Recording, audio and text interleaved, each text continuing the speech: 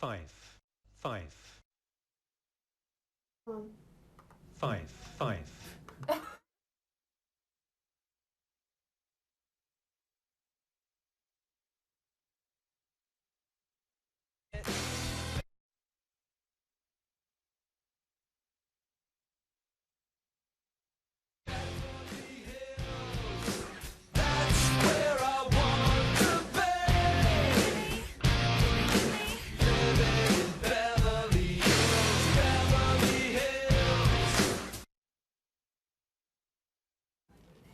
Welcome to the Weekly Rundown. I'm Grace Nardi. And I'm Janine Feudy.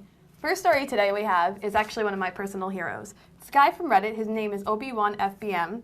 He actually made world record and documented with a bunch of selfies one of the biggest magic tournaments ever by taking selfies of people's butt cracks. Yes, selfies butt cracks. He posed with over probably 20 or something butt cracks, praying next to them, posing next to them. It's pretty funny. And his reasoning was that he wasn't making fun of them, but if you have the decency to bend down and not fix your pants and have your butt crack sticking out, then he feels he had the right to show it. Unfortunately, surprisingly, he's been banned for 6 months. Guess no good deed goes unpunished. Who knew that magic had a bad boy, you know? Yeah. San Diego Police Department, Vice Unit, that's San Diego, California, raided a cheetah strip club where they had 30 of the strippers line up against the wall so they could check their permits. Then they proceeded to, according to witnesses, take pictures of the mostly nude dancers. Yeah, I'm sure that's what they needed for evidence. According to the club's manager, apparently there hasn't been any trouble at the club in the last 10 years, and they are good citizens, according to him, and they want to be part of the community. Good citizens? Are they going to have a topless bake sale for, sick kids and old men? I don't know. That could benefit a lot of people. I know. Mm-hmm. Think about the line of old men that you would get. In business news, though, did you hear that 2 of the largest banana companies are merging? Yes, ooh. I know. Who knew there were so many banana companies? Chiquita Banana and Fifus have combined themselves to be one of the largest banana companies in the world. Sexy. They're beating out Dole now and Chiquita Banana. I guess what they say, there's always money in the banana stand. George Sr., he's just so wise. I know. In Oregon, Lee Palmer and his partner, Teresa Barker, had to grab their baby son and their dog and lock themselves in a room after a 22-pound cat attacked the baby and scratched his face. They apparently kicked the cat off and then ran into the room to call 911. While on the phone with the 911 dispatcher, you could hear the cat meowing in the background, and even on the type out of it, it says, roar.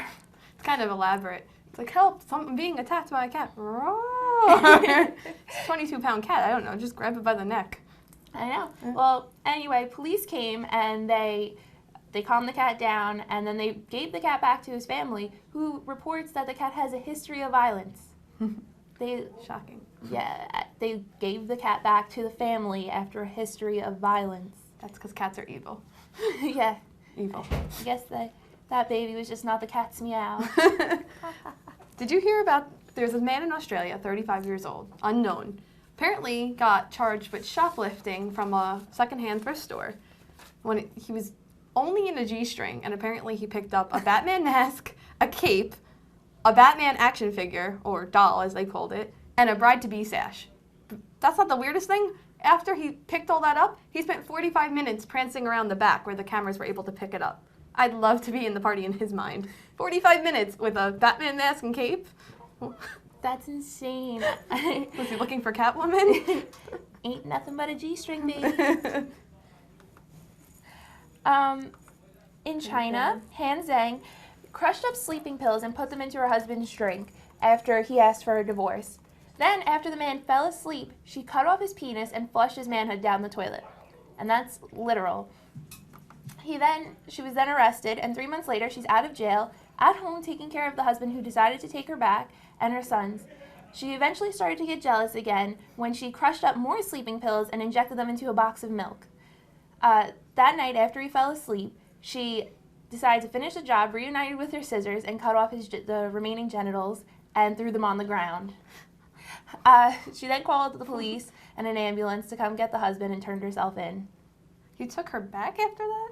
Yeah, I mean, I guess what was he really gonna do? I mean, he had no genitals. What was she trying to make? I know they said on the whole news report that there was a language barrier and that she didn't really speak much English and they couldn't really translate.